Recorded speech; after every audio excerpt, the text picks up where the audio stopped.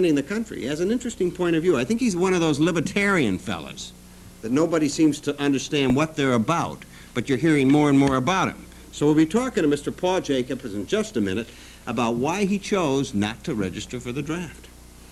Hang in there. If you're a young person, I'd be watching this show immediately. And if I were a mother or a father and I had teenage kids and the Democrats are talking about reinstating the draft, boy, would I be watching this show. And I'm going to give you a phone number.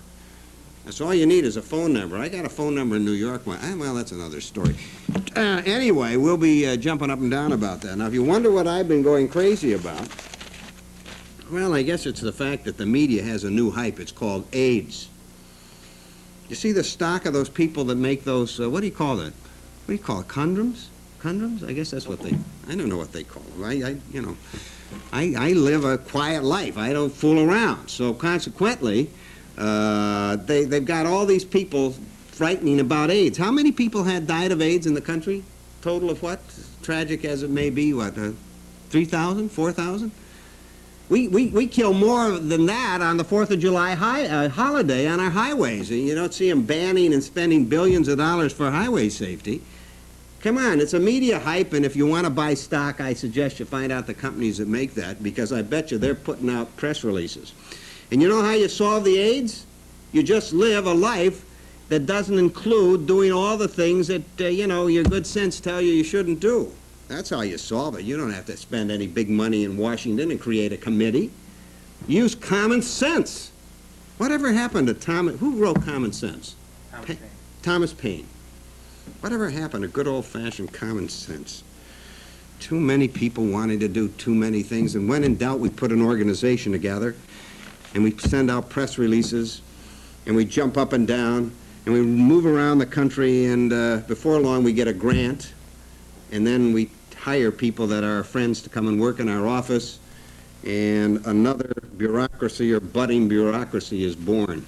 That's the problem with the government. They take everything away from you, in taxes, then they give it back, and we're supposed to say, gee, you're a nice guy. Boy, they're giving us something.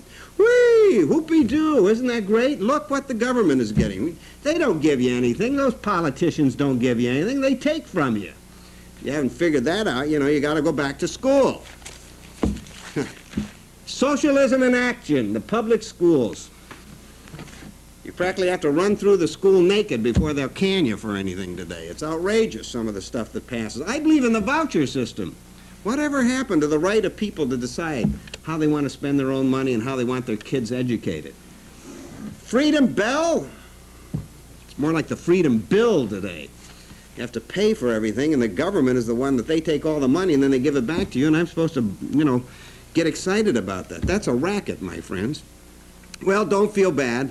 The Democrats, my favorite friends, they're getting ready to reinstate the draft because they're afraid that when the Contras, get kicked out and they don't spend the money on that and Nicaragua gets going and you have the Sandinistas and the Cubans running up through Mexico, they're going to wake up and wonder what happened. And then the next thing you're going to see,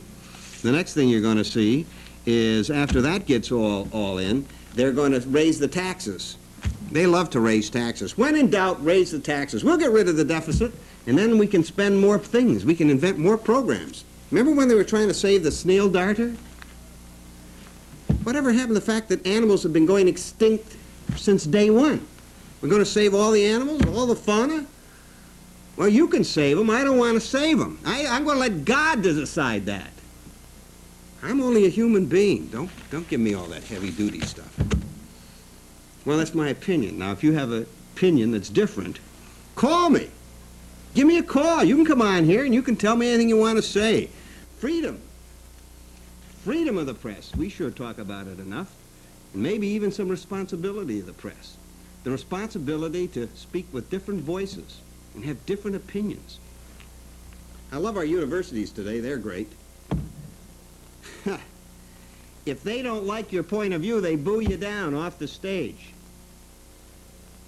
Oh, if you're a commie, you're welcome to come on. You're a socialist, you're welcome to come on. But be a good old-fashioned conservative, oh, you can't come on. Come on, whatever happened to freedom in our country? It's going bye-bye, kiss it goodbye. Hello, Soviet Union. They're getting more liberal and we're getting more crazy. I don't understand what's going on. No, they're getting more conservative and we're getting more liberal. Well, that's what's on my mind. I want to pay some bills, and by now Paul Jacobs is wondering what's going to happen to him. He's very nervous. He's a draft resistor. We'll be talking to Paul in just a minute. Don't go away. Do you believe that each citizen, Paul, has an obligation to serve his country in time of need? I think that the American people will serve their country in time of need, but I don't think that they have an obligation to their government. I think they have an obligation to themselves. I believe in individual responsibility. But I think that we establish government. People establish government. Government doesn't establish people, and therefore I think that government should serve us. We shouldn't serve government. Well, I like that. I mean, I always thought, when I worked in Washington, I considered myself a public servant. But rapidly I discovered that most of us considered ourselves public masters. And, Too many. Well, yeah, and the idea that we're the government and we're the State Department. State Department was particularly arrogant in my dealings with them, as though, well, they went to Harvard and Yale, and consequently anybody from the University of Michigan didn't know what was going on. And, you know, I didn't like that. But why would you not register? You didn't even register for the draft. No, I refused to register. It's, you know, you said earlier nobody wants to get shot at, and I think the interesting thing about the present registration program is there's not a draft now. And some people have called us draft dodgers, but we're not dodging a war. We're not afraid of fighting. Nobody obviously wants to be shot at. Right. But that's not the issue. The issue is the draft. There's not a war now. And the reason that I resisted the draft, and the reason that hundreds of thousands of other young people are resisting the draft, is because they believe that it's in the worst interest of both themselves and their country. 99%, I understand, have registered, though, of people that are eligible. Well, that's not quite true. The selective service, well, because I've looked at the statistics for the past 8 years. We used to grind them out. Paul, when in doubt, we used to grind them out. It's like the people that tell you about all the homeless and starving, okay, in America. Let me tell you about the selective service statistics. Okay. In World War I, in World War II, the registration rates ran 105%. 105%. 105%. Now, how you get 105% of 100, the only way to do it is to use census figures, which undercut the number of possible eligible people. So the fact that they say they have 99%, which they don't actually have, now is not tremendously good. During the height of Vietnam, resistance to registration was 2%. Today, the true figure that selective service will give you is 96%. Now, there's been different studies. The GAO did a study. 96% of people did register. Oh, did register. The GAO did a study. Every time the GAO has looked over selective service, they have said that they're overestimating the amount by 3 or 4%. Of people that register or don't register? Of people who register. Okay. So what their 99% figure is includes 26-year-olds, 25, 24, 23, 22, 21, and 20. It doesn't include 19-year-olds who will be turning 20 and who would be the first ones to be called as they turn 20. It doesn't include 18-year-olds. If you include those, the figure drops below that. The other thing is that including 26-year-olds, like my age group is included in that. Well, we're going off the computer now. We're not going to be drafted. The important age groups are the 20-year-olds and the 19-year-olds, those who are most likely to be drafted, and the figures are way below that. I would estimate that it's more like 90% compliance, and when you compare that to historical rates of 105%, there's massive resistance to this program. There's so much resistance that they've really stopped prosecuting people. There's been very few prosecutions in the last few years, and the reason that there's been few is every place they've prosecuted, the resistance rate, the people who don't register, go up. In San Diego, when they prosecuted Ben Sassway, it's a big media show trial. They handed him a 2.5-year sentence to try to scare people. The resistance rate went up by 10%. Well, see, here's where we say goodbye to one another, because I don't believe any of your figures, and I don't believe any of the figures out there. Look at the records, then. No, but I don't even believe that, because here's what I want to tell you. We were told there are thousands and millions of people starving in the streets, here. We cannot get an account in the city of Detroit. The Census Bureau have admitted they can't tell you the number of residents in the city of Detroit with all their technology, and yet they were telling me in Africa how many millions were starving. Come on now, wake up. We know that's a bunch of baloney, that you can talk figures till day one. It's well, that's baloney. Exactly what I'm saying, though. Exactly. The bottom line is if we all play that we're going to be David Henry Thoreau, and my conscience, oh, my great conscience, you know, I want to sit in my little house in Walden Pond and contemplate. What happens? Aren't we into anarchy then? If we all follow your thing, aren't we really in anarchy? Because you're saying, I really want to pick and choose. De Tocqueville, are you familiar with de Tocqueville, yes. Alexis? You know what he said? The problem, the biggest danger facing democracy is the fact that everybody's going to do their own thing, and we're only going to fight, and we're only going to do and pay taxes when we feel like it. We're only going to do this, and ultimately we're all going to be little individuals, and we'll be right back to anarchy. Well, what is your commitment to your fellow man? What are you going to do for me? First of all, the goal is for everybody to do their own thing. This is America. The goal is to have life, liberty, and to pursue happiness, and each individual decides that for himself, and that's why I love this country. As long as you're in a society, though, Paul. As long as you, but you have obligations. Each individual. Did you come here on a public highway today? No, well, I imagine I did. You yes, certainly did. Now, why didn't you resist that? Because you like that. I would like. You pick and choose. I'll tell you what. You're a selfish person. Well, let me tell you something about selfishness and about everyone being Henry David Thoreau. It is not so easy to be Henry David Thoreau, and of course it's not. And I don't think that many people would go through the amount of things that I went through, that Ben Sassway, that Dan Rutt here in this area went through. I watched them shut the prison gates on me for 5 months. I was away from my wife. I was away from my child. I didn't do it because it was a whole lot of fun. I'm not getting rich doing it. But you have an I'm not organization. getting very famous, even though I'm on your show. The reason I did it is because I believe that the reason we fought a war in Vietnam that devastated that country, that devastated this country, that caused 58,000 young Americans to lose their lives, that caused hundreds of thousands of people today to not be able to cope because of their memories of that war, is because the politicians in Washington had a blank check on young people and forced them to fight that war. The American people didn't fight that war voluntarily. They forced them to fight it. And if you compare that to other wars like Pearl Harbor, after Pearl Harbor, there were millions of volunteers. I've read newspaper accounts where streets were filled with people going down to the enlistment office to volunteer. Because we had a media. The American people are not selfish, unpatriotic, lazy. Oh, I agree with you. And young people today aren't that way. I agree. I agree with the majority. I just say that some of you are so caught up in this touch me, feel me routine that only my feelings concerned and that I'm going to prove it, that you lose sight of your obligation to me. What about your obligation to me? You keep talking about yourself. My obligation to you is to not harm you, to not take away your freedom, but you don't have the right to enslave me to defend you. Enslave? You think service is in slavery? Involuntary servitude is slavery. To force someone for your into the society, army, you won't do that? Right now in Washington, they're talking about a national service program. Democrats. The Democrats and some Republicans. Right. Steve Sims has a bill right now in Congress to draft. And they're talking about forcing young people into service.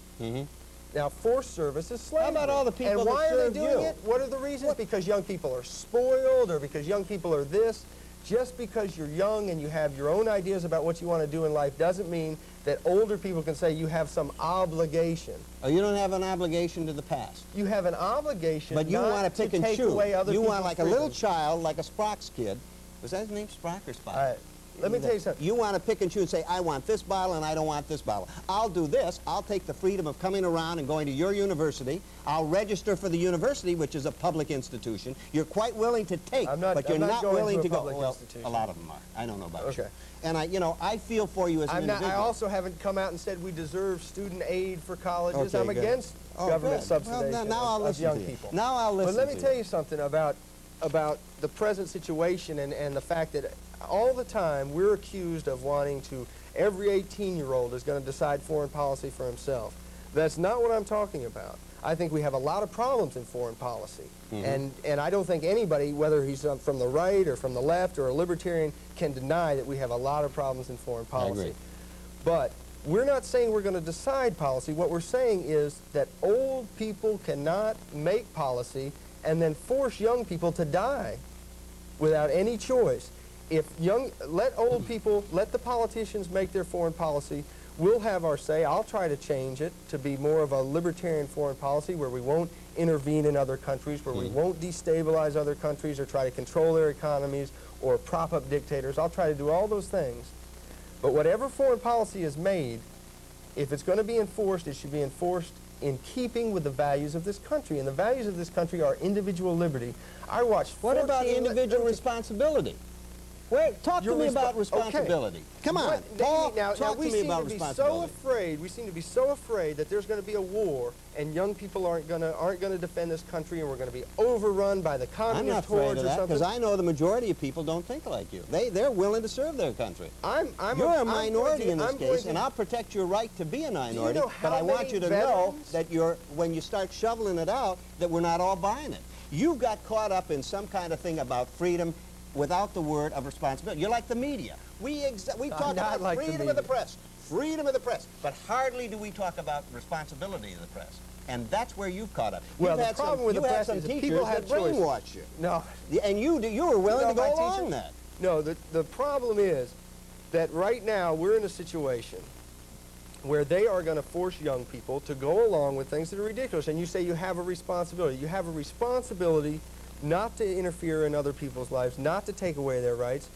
There's no problem right now. We've never had a situation where we've been overrun. Young people will defend the country. I will defend the country. Now, you can distrust my word on it, but I will. And so will other people. And if a few people don't want to defend their country, well, I don't want them in the foxhole with me. And I agree with that. I'm not the only person who, there are people who get out of the Army, and I've talked with many of them, who refuse to register for the draft and are denied benefits, who have served 4 years or 6 years in the armed forces. This is not a matter of a few pacifists or a few wild-eyed communists opposing registration. It's opposed by many, many people, both in the military and in civilian life, by parents, by young people. I opposed it. It's a bad program. You know what it is? You might get a bullet somewhere in your anatomy, and I understand you wanting to oppose it. But I just figured I was a coward, and I accepted want to oppose it because it makes our country just like the Soviet Union. That's how the Soviet Union raises their manpower. Right. That's how Chile raises their manpower. That's how South Africa does. Nicaragua, Cuba. Every communist country, every military dictatorship in the world uses a draft. The countries who don't use a draft right now, thank goodness, the United States, Britain, Canada. I want America to continue to be different from dictatorships of both the right and the left. I don't think that we can overcome communism or socialism by accepting a little bit of it to protect ourselves somehow from the communists. We don't need the draft. It's not good for the Army to put a bunch of people who don't want to be there in there.